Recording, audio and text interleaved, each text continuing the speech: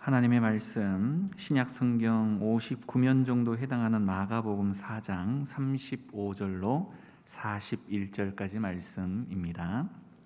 신약 59면 정도 해당하는 마가복음 4장 35절로 41절까지 말씀 한 절씩 교독하시겠습니다.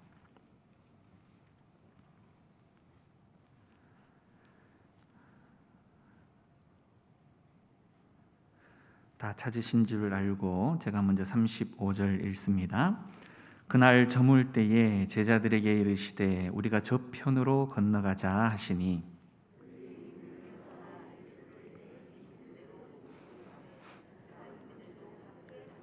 큰 광풍이 일어나며 물결이 배에 부딪혀 들어와 배에 가득하게 되었더라.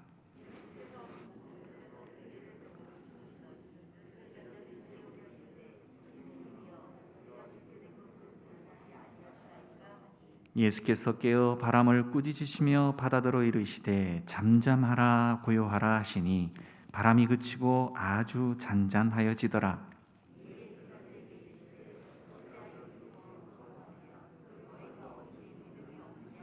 함께 하십니다. 그들이 심히 두려워하여 서로 말하되 그가 누구이기에 바람도 바다도 순종하는가 하였더라.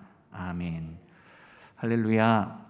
날씨가 많이 추워졌습니다. 건강에 유의하시길 바라겠습니다. 여러분, 세상에서 가장 먼 거리는 어디서부터 어디일까요? 우리나라에서 지구 반대편 브라질일 수도 있겠고, 아니면 지구에서 마지막 태양계 행성으로 아직까지 알려져 있는 명왕성일 수도 있겠죠. 수치상으로는 다양한 답변이 있을 수 있겠지만 저는 바로 이 머리부터 가슴까지라는 답변에 대해서 모두가 다 충분히 공감하시리라 생각이 되어집니다. 우리의 믿음도 예외는 아니겠죠. 다양한 성경의 이 지식들이 산 지식이 되어지기 위해서는 바로 이 머리에서 이 가슴까지 좀 내려와 서로가 잘 융합이 되어져야 하는데 그저 시간이 아무리 지나가도 머리에만 고스란히 머물러서 요상한 형태의 모양을 한 신앙인들이 굉장히 많이 있다라는 겁니다. 성도 한 분과 잠시 이야기를 나눌 기회가 있었는데요. 그리스도인들이 너무 말만 앞선다라는 것입니다. 판단과 정죄만 하려 들고 이해하려고 하거나 수용하고자 하는 마음이 너무나 좁다는 것이죠. 그분의 주장은 그랬습니다. 말만 좀 하지 말고 판단만 좀 하지 말고 나가서 땀 흘려 봉사도 하고 직접 섬겨도 보고 선교도 직접 나가서 경험을 해보면 생각이 좀 달라지게 되어질 것인데 라고 말씀을 하셨죠. 우리의 신앙과 삶이 너무 이론에 치우쳐 있지는 않은지 모를 일입니다. 그러한 지식이 이 산 지식이 되기 위해서 과연 우리에게 무엇이 필요할까요? 저는 오늘의 본문을 통해서 함께 그 해답을 찾아가 보기를 원합니다. 오늘 우리가 살피는 본문은 이 갈릴리 바다에 갑자기 밀어닥친 풍랑으로 인해서요. 죽음의 위기를 만난 예수님의 제자들이 주님의 기적을 통해 무사히 이 바다 건너편으로 항해를 마친 사건의 기록이죠. 오늘 본문은 단순히 예수님께서 주무시다가 일어나셔서 불쌍한 제자들을 살리기 위해 엉겹결에 행하신 우발적 사건이라고 여러분 생각하십니까? 이미 모든 일을 섭리하시고 계획하심으로 그 일들을 통해서 하나님의 뜻을 이루기 위한 주님의 분명한 뜻이 있는 사건이겠죠. 그렇다면 오늘 본문에 나타난 기적을 통해 주님은 제자들과 그리고 지금 이 본문을 대하고 있는 우리들에게 무엇을 가르치시고자 하시는 것일까요? 여러분은 잘 기억하실지 모르겠지만 지난번 제가 수요 설교 때 오늘의 동일한 본문을 가지고 말씀을 증거했었습니다. 하지만 여러분, 오늘 다시금 말씀을 듣게 되시면 전혀 새로우실 것이라 생각이 되어집니다. 다 잊어버리셨을 것이니까요. 그죠? 말씀을 전하고 난 이후에 사실 저는 좀 미진한 부분이 좀 있어서 다시 이 말씀을 새롭게 정리한 이후에 오늘의 말씀을 전하게 되었습니다. 사건의 전말은 그렇죠. 제자들은 예수님과 함께 갈릴리 바다를 건너고 있었습니다. 예수님은 하루 종일 가르치고 또 그것으로 인하여서 피곤하셨는지 배에서 잠이 드셨습니다. 그런데 갑자기 바람이 강하게 불어오면서 이 바다가 요동하기 시작을 했죠. 배가 요동하면서 분위기가 좀 심상치 않게 돌아가고 있는 듯합니다. 갈릴리 호수에서 잔뼈가 굵었던 제자들은 갈릴리 호수에서 늘 일어나는 그런 돌풍이 그다지 낯설지 않았지만 그날의 돌풍은 예사롭지 않았습니다. 큰 바람의 물살이 배에 들어차기 시작을 했고 연거푸 물을 바깥으로 퍼내어 보았지만 역부족이었습니다. 유독 한 사람만이 이 상황과는 전혀 관계없는 딴 세상에 살고 있는 사람처럼 보인 이가 있었죠. 거센 풍랑 속 침몰의 위기에 제자들의 목숨이 경각에 달렸음에도 아랑곳하지 않고 주무시는 주님을 여러분 한번 상상해 보시길 원합니다. 그분은 제자들과 함께 있으셨지만 전혀 도움이 되지 않는, 차라리 없느니만 못한 상황으로 계셨다라는 것입니다. 사랑하는 여러분, 삶의 현실 가운데에 우리 주님의 부재를 경험할 때 바로 우리는 그 의심의 원망의 그물에 걸려서 헤어나오지 못할 때가 얼마나 많이 있습니까? 하나님은 나를 사랑하시긴 하시는 걸까? 하나님은 살아계신 분이 맞기는 하신 걸까? 내가 지금껏 속아 살고 있었던 것은 아닌가라며 심각한 고민에 빠지더라라는 겁니다.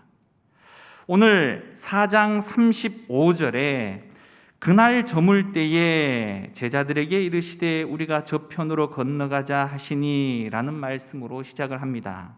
오늘 마가가 흔히 쓰는 이 문학 기법이 있는데 바로 시간을 나타내는 단어를 사용해서 메시지를 담으려고 하는 경우가 많다는 겁니다. 다시 말해 저물 때라고 시작을 하는 이 시간적인 관념은 유대인들에게 있어서는 시작의 시간입니다.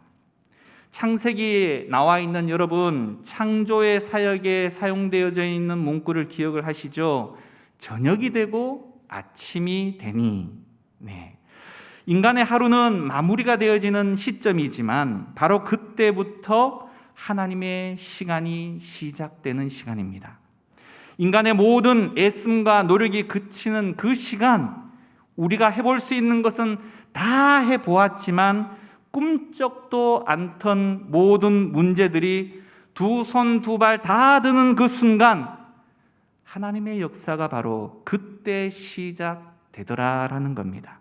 사랑하는 여러분, 여러분의 환경 속에 이제 정말 끝났구나 라고 생각되어지는 지점에 서 계신 분이 혹여라도 계신다면 이리저리 쏘다니고 할 수 있는 것은 다 해보았는데 그 문제에 노임을 받지 못해 망연자실 한숨만 쉬고 계신 분이 있으시다면 인간의 노력이 그치는 바로 그 지점, 모든 것이 끝났다라고 생각되어지는 그 시간, 바로 하나님의 역사가 시작되어질 수 있다라는 것을 믿으시길 바랍니다.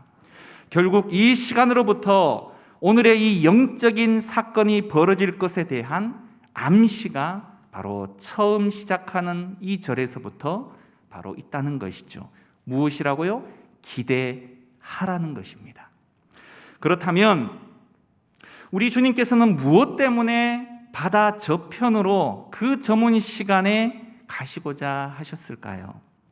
오늘 우리가 다루었던 4장 말씀 다음에 나와 있는 5장 1절과 2절을 여러분 함께 보시기를 원합니다. 5장 1절과 2절, 제가 1절 읽고 여러분 2절 읽으시면 되시겠습니다. 예수께서 바다 건너편 거라사인의 지방에 이르러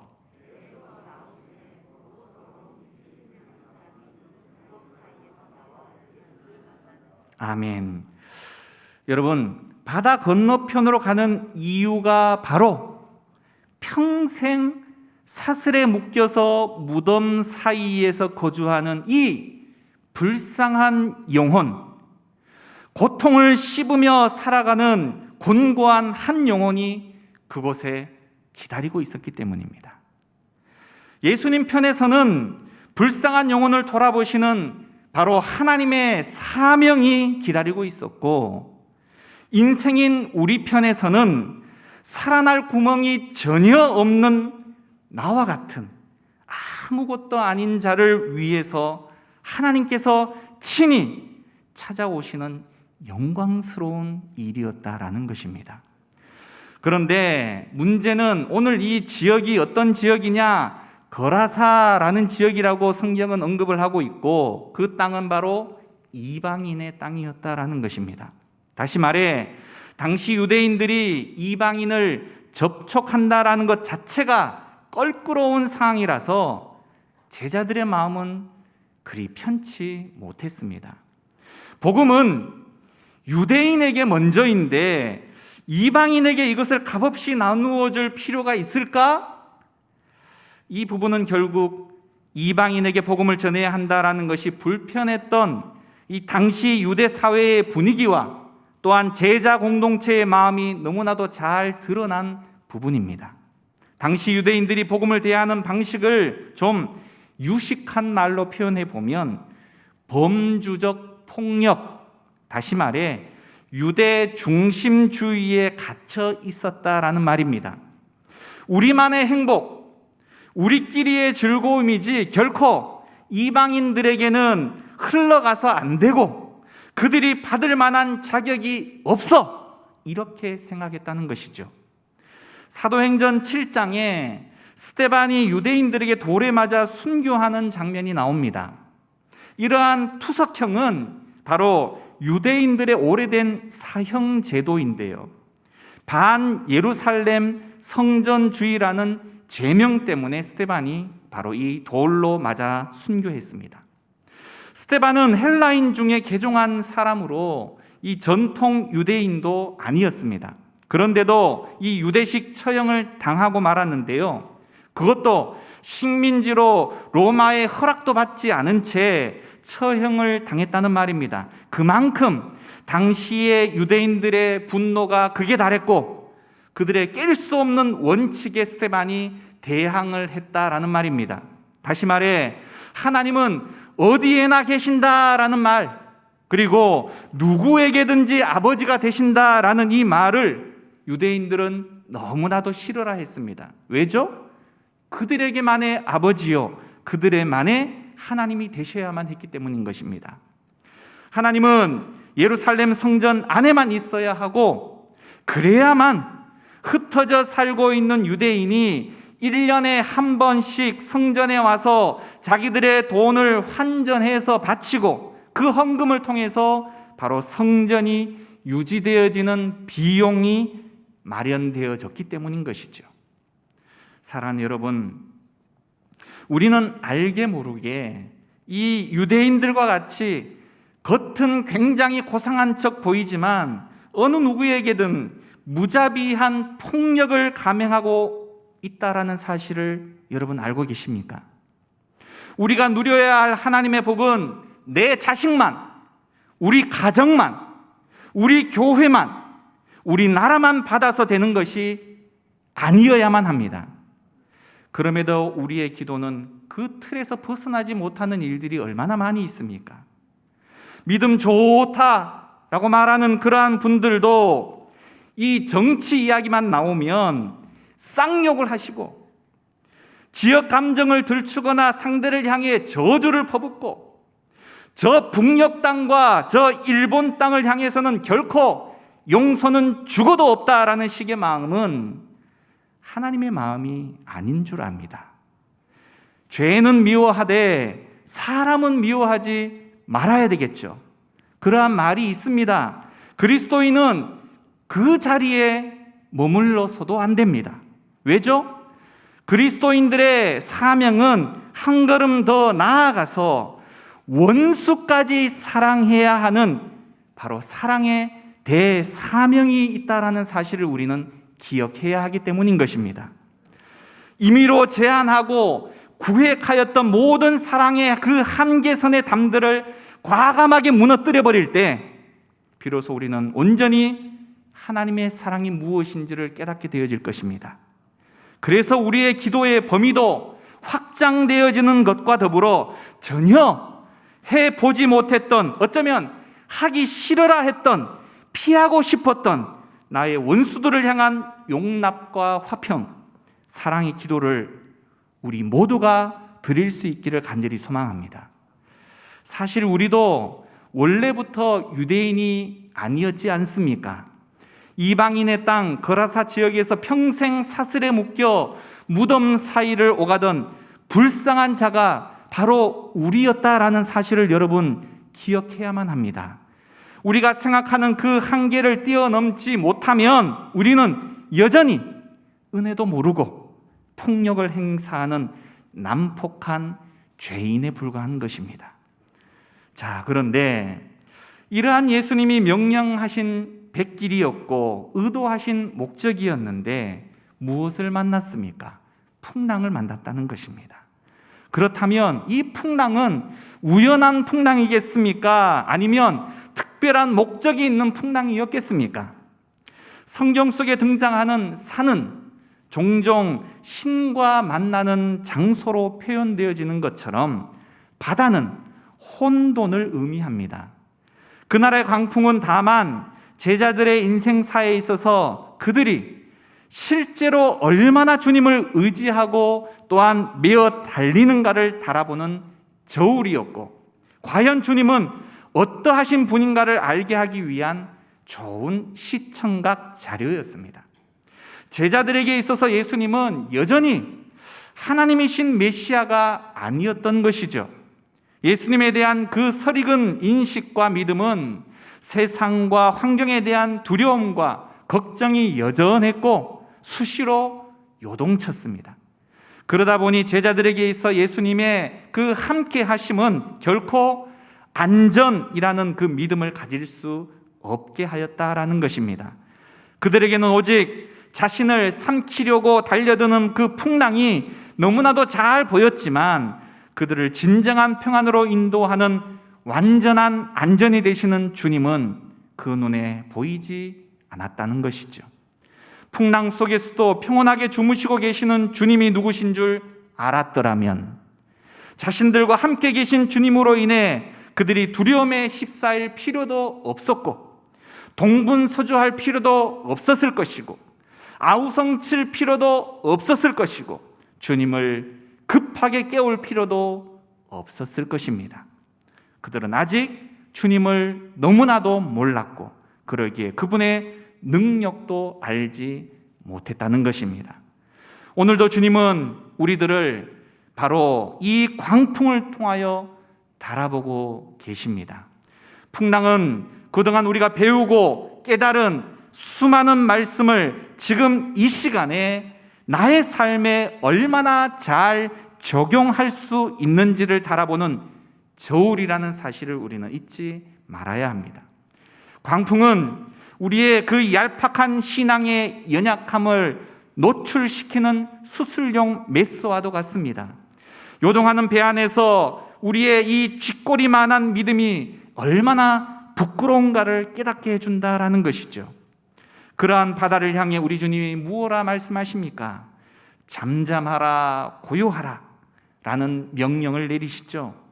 이것은 사실상 창조주만이 하실 수 있는 명령이고 창조주 되신 예수님께서 자신의 신분을 온전하게 드러내는 명령이셨습니다. 주님이 우리의 생명의 주가 되시고 또한 이 만물의 주가 되신다라는 계시들은 사실상 그의 수많은 기적 속에 너무나도 잘 드러나고 있고 결국 이러한 내용들을 통해 오늘 우리의 생명이 바로 그 주님께 달려있고 우리의 환경까지도 그분께서 충분히 주관하실 수 있다라는 사실을 가르쳐주고 있는 것입니다. 4장 40절에 이에 제자들에게 이르시되 어찌하여 이렇게 무서워하느냐. 그리고 그 다음 무엇입니까? 너희가 어찌 믿음이 없느냐. 이 말씀은 사실상 우리가 너무 쉽게 읽어 내려갈 수 없는, 다른 사람을 향해서 던지는 그냥 그런 말씀으로 쉽게 넘어가기가 어려운 말씀이지 않습니까? 나를 향한 말씀으로 계속해서 다가오는 부분이 아닙니까? 예수님이 제자들을 꾸짖으시는 이유가 무엇이었습니까? 폭풍우 속에서도 우리 주님께서 주무실 수 있으셨던 이유가 무엇이었을까요? 바로 예수님은 이 상황을 통해서 제자들을 가르치고 싶으셨는데, 하늘 하나님을 아버지로 모신 아들은 바로 어떠한 풍랑 가운데에서도 평안을 유지할 수 있는 그 신뢰가 내가 아니라 하늘 하나님께 있다라는 것으로, 이 땅에서 예수님께서는 사실상 바로 하나님의 아들로 사는 그 방법을 몸소 가르치고 계셨던 것입니다.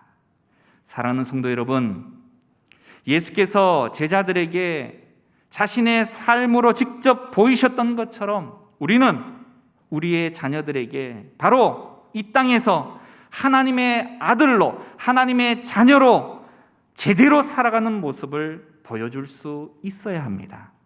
평안할 때 감사해야 하겠죠. 어려움에 봉착했을 때는 오직 하나님만 신뢰하면서 그분께 아뢰고 기도와 함께 어떻게 평안을 유지할 수 있는지를 그 자녀들에게 보여줄 수 있어야 한다는 것입니다. 가르침은 결코 말로만 되는 것이 아니기 때문이라는 것이죠. 우리는 예수님께서 하나님의 아들로서 바로 믿음대로 살아가시는 모습을 본받아서 그대로 우리 또한 그렇게 살아갈 수 있어야 한다는 것입니다. 제자들은 예수님에 대해서 위급할 때만 자신들의 필요를 채워주는 존재로 생각을 했습니다. 급할 때만 예수님을 깨우고 있다는 것이죠. 평상시에는 배 고물 끝에 내팽개쳐 두고는 그저 우리끼리 무언가를 해보려고 온갖 것을 다 동원해 보는 것입니다. 갈라디아서 2장 20절, 여러분 너무 다 잘 알고 계신 말씀이죠. 함께 보실까요? 화면에 띄어 있습니다. 내가 그리스도와 함께 십자가에 못 박혔나니 그런즉 이제는 내가 사는 것이 아니요 오직 내 안에 그리스도께서 사시는 것이라. 이제 내가 육체 가운데 사는 것은 나를 사랑하사 나를 위하여 자기 자신을 버리신 하나님의 아들을 믿는 믿음 안에서 사는 것이라. 아멘. 우리의 신앙은 처음에는 그를 믿는 것으로 시작할 수 있겠지만 나중에는 마치 이 부부가 살림을 살듯이 그리스도께서 내 안에, 내가 그리스도 안에 있는 것입니다. 다시 말해 예수님이 어찌하여 너희가 믿음이 없느냐라고 하실 때 너희들은 여전히 내가 너희들이 필요할 때만 불러대는 그저 그런 대상이냐, 아니면 정말 내가 너희들 안에 있느냐라고 묻는 질문과도 같다는 것입니다. 계시록 3장 20절 말씀에 볼지어다 내가 문 밖에 서서 두드리노니 누구든지 내 음성을 듣고 문을 열면 내가 그에게로 들어가 그와 더불어 먹고 그는 나와 더불어 먹으리라. 오늘 제자들처럼 우리는 그저 우리가 예수님을 필요할 때만 깨워서 주님 지금 잠이나 주무실 때입니까? 라며 자기 사정만 호소하고 끝나는 그저 그런 대상의 관계에서 넘어서서 이제는 내가 그리스도 안에, 그리스도께서 내 안에 거하며 예수님과 내가 이 하나가 되어지는 성숙한 신앙을 우리는 다 갖출 수 있어야 한다라는 사실입니다. 저와 여러분들에게 닥치는 풍랑의 시간들은 우리를 망하게 하는 것이 결코 아니라는 사실이죠. 도리어 우리의 믿음의 상태를 제대로 확인하고 더 굳건한 믿음으로 나아가기를 원하시는 바로 하나님이 주시는 시간입니다. 그 고난의 시간 속에서도 하나님께서는 우리가 믿음으로 담대하게 나아갈 수 있도록 도와주실 것입니다. 우리가 입에 담고 있는 이 믿음이 더 이상 추상적인 단어가 아니라 우리 삶에 적용되고 표현되어 드러나는 증거가 되어져야 한다는 사실입니다. 성도가 두려워할 대상이 경제적인 풍랑, 육신적 세상적인 풍랑이 결코 아닐 것입니다. 오히려 예수님을 믿는다라고 하면서 구원의 확신도 없이 성령의 능력 없이 살아가는 바로 영적인 게으름과 나태다라는 것입니다. 특별히 나만 은혜 받고 내 자녀만 잘 되어야 하는 상황으로 은혜를 몰아가서는 안 될 것입니다. 여전히 용서하지 못하고 여전히 받아들이지 못하는 이 나를 향한 폭력, 상대를 향한 그 폭력을 이제 과감히 멈춰 세워야 할 것입니다. 하나님의 도우심을 구하면서 꾸준히 믿음의 도전 앞에 신실하게 살아갈 때에 하나님께서는 저와 여러분들을 외면하지 않으시고 도와주십니다. 사나 죽으나 하나님을 위해서 살아가는 믿음의 사람으로 반드시 세워주십니다. 이 땅에서 우리는 하늘 아버지를 모시고 사는 자들임을 잊지 마시길 바랍니다. 내 안의 힘과 나의 능력과 내 지혜 때문에 평안을 유지하는 것이 아니라 오직 그분의 능력과 그분의 긍휼로 인해서 우리는 온전히 평화를 누릴 수 있다라는 사실, 모든 문제들 앞에 전전긍긍해야 하는 모습이 아닌 바로 하늘 아버지께 기도로 내어 맡기는 그 훈련을 통해서 이 땅에서 누릴 수 있는 진정한 평안을 소유할 수 있기를 간절히 소망합니다. 오늘 이 시간 함께 기도하기를 원합니다. 오늘의 말씀을 생각하시며 나의 신앙을 한번 점검해 보기를 원합니다. 예수님은 제자들을 향해 꾸짖으시듯이 우리를 향해서도 언제까지 나를 믿지 못하겠냐라고 물으시는 줄 압니다. 수없이 말씀을 듣고 신앙의 연료는 쌓이지만 여전히 우리는 주님을 우리 인생의 유일한 소망으로 또한 능력과 힘으로 믿지 못하고 죽음이라는 공포 앞에 그렇듯 이리저리 휘둘리고 있지는 않습니까? 우리의 모든 두려움보다 더 위에 계신 분, 그 하나님을 진정으로 두려워할 수 있는 경외감을 달라고 우리는 기도하시기를 원합니다. 온전히 하나님 되심을 믿을 수 있는 그 믿음을 달라고 기도하시기